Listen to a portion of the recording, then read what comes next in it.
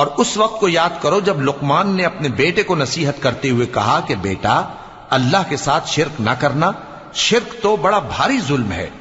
और हमने इंसान को, जिसे उसकी मां तकलीफ पर तकलीफ सहकर पेट में उठाए रखती है, फिर उसको दूध पिलाती है और आखिरकार 2 बरस में उसका दूध छुड़ाना होता है, मैंने ताकीद की है कि मेरा भी शुक्र करता रहे और अपने माँ बाप का भी,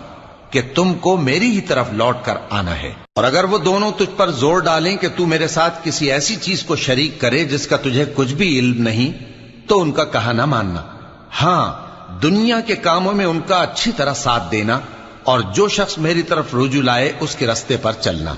फिर तुमको मेरी तरफ लौट कर आना है तो जो काम तुम करते रहे हो सबसे तुमको आगाह कर दूंगा। लुकमान ने यह भी कहा कि बेटा, अगर कोई अमल चाहे राई के दाने के बराबर भी छोटा हो और हो भी किसी पत्थर के अंदर,